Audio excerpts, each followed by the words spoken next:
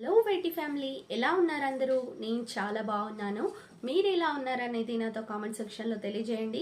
ఈరోజు అయితే cupboard work జరిగే ముందు మనం ఎలాంటి జాగ్రత్తలు తీసుకోవాలి, ఏమేం విషయాలు గుర్తుపెట్టుకోవాలి అనేది ఈరోజు వీడియోలో చెప్పబోతున్నాను అనమాట. సో కబోర్డ్ వర్క్ అయితే స్టార్ట్ అయిపోయిందండి. మా ఇంట్లో 2 డేస్ నుండి కంటిన్యూగా వర్క్ జరుగుతుంది.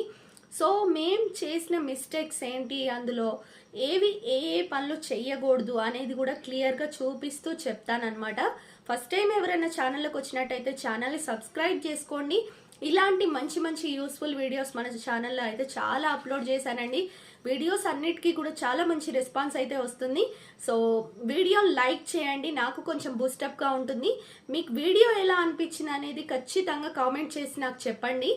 సో వీడియోలోకి వెళ్ళిపోయి ఏమేమి వర్క్ జరుగుతున్నాయి, ఎలా ఉంది అనేది క్లియర్గా చూపిస్తూ ఎక్స్ప్లెయిన్ చేస్తానన్నమాట. కిచెన్ కన్స్ట్రక్షన్ చేసిన తర్వాత కబోర్డ్ వర్క్ చేయించే ముందు కొన్ని ముఖ్యమైన విషయాలు గుర్తుపెట్టుకోవాలన్నమాట. అవి ఏంటి అనేది ఈరోజు వీడియోలో క్లియర్గా చూపిస్తాను. సో గ్రానైట్ వేసిన దగ్గర నుండి చెప్తానమాట పాయింట్ వైజ్గా. సో మనం ఇక్కడ గ్రానైట్ వేసిన తర్వాత 1 డే ఆగాలన్నమాట. ఇక్కడ వచ్చేసి మనకు సింక్ అనేది వస్తుంది. ఆ సింక్ కోసం వాళ్ళు గ్రానైట్ వేసిన తర్వాత 1 డే ఆగిన తర్వాత కటింగ్ అనేది చేసి మనకు సింక్ అనేది పెడతారు.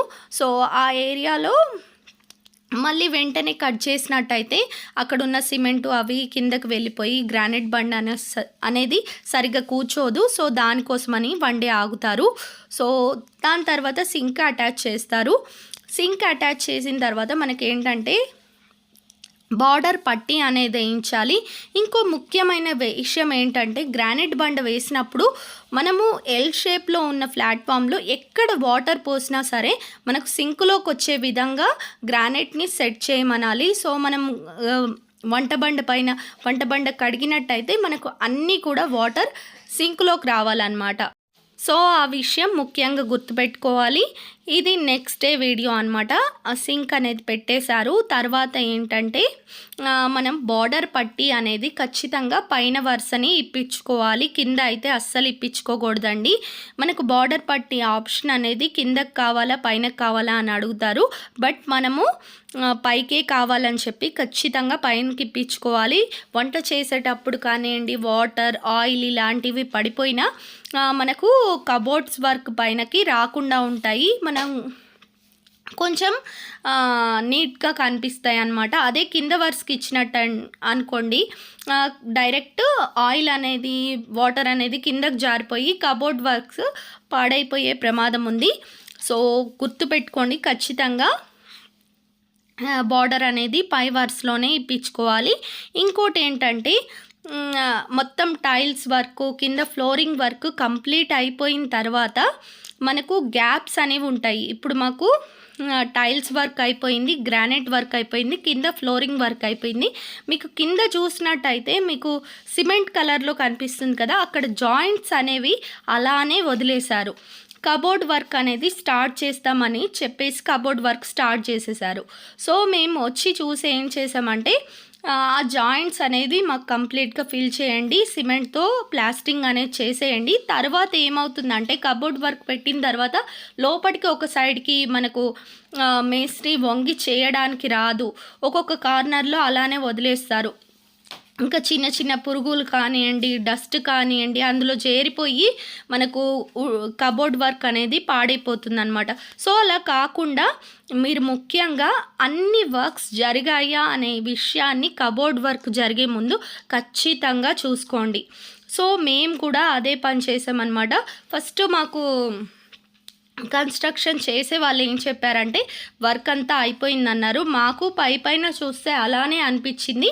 సో కబోర్డ్ వర్క్ వాళ్ళని పిలిపించేసి వర్క్ స్టార్ట్ చేసుకోండి అని చెప్పాము. సో తర్వాత తెలిసింది ఏంటంటే ఫ్లోరింగ్ అయిన తర్వాత కార్నర్స్ అన్నీ కూడా కంప్లీట్గా వదిలేశారు. సో ఆ వర్క్ కాలేదని తెలిసింది, తర్వాత చేపించారనమాట. ఇంకో విషయం ఏంటంటే ఇక్కడ కనిపిస్తున్న సైడ్ కార్నర్స్ ఉన్నాయి చూడండి, కింద కానివ్వండి ఫ్రేమ్ వర్క్ చేసి పెట్టారు, అవన్నీ కూడా రిమూవ్ చేశారనమాట. ఎందుకంటే మాకు వచ్చేసి డ్రా అడిగాము.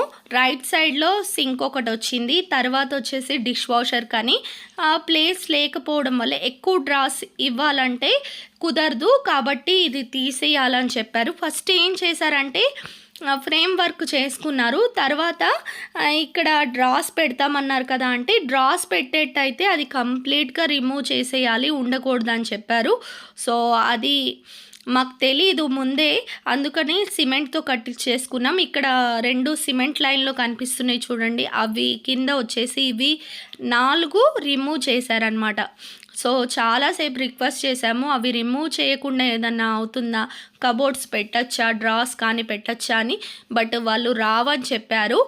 ఒకవేళ మీరు కన్స్ట్రక్షన్ అయిన వెంటనే కబోర్డ్ వర్క్ చేయించుకోవాలనుకున్నట్టయితే ఇలాంటి సైడ్ ఎల్ కార్నర్లో షెల్ఫ్లు వస్తాయి చూడండి, అవి పెట్టించుకోకండి. పెట్టించుకున్న తర్వాత కూడా చేయొచ్చు, కానీ నీట్ ఫినిషింగ్ అనేది వస్తుంది. మాకు తెలిసిన 2-3 ప్లేస్లలో టైల్స్ వేయించకపోవడం, అక్కడ షెల్ఫ్లు పెట్టించకపోవడం అనేది చేశాము. బట్ ఇటు సైడ్ ఏమనుకున్నామంటే డోర్స్ వస్తాయి కదా అనుకున్నాం. వాళ్ళు డ్రాస్ కావాలంటే ఇవి ఖచ్చితంగా రిమూవ్ చేయాలి.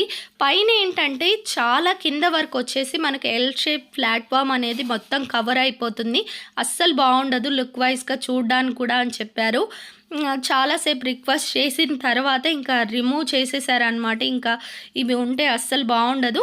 కాకపోతే మాకు చిన్న కిచెన్ ఉంది చూడండి పెంట్ హౌస్లో, మీకు దానికైతే తీయము, రిమూవ్ చేయము, దానికి చేస్తాము, దీనికి చేస్తాము. చేసిన తర్వాత డిఫరెన్స్ మీరే చూస్తారు ఏది బాగుందో అనేది అలా కన్విన్స్ చేసేసి ఫైనల్లీ రిమూవ్ చేశారనమాట. సో మేము చేసిన మిస్టేక్ మీరు చేయకండి. ఎవరైనా కబోర్డ్ వర్క్ చేయించుకోవాలి అనుకున్నట్టయితే ఖచ్చితంగా ఇవి పెట్టుకోకండి.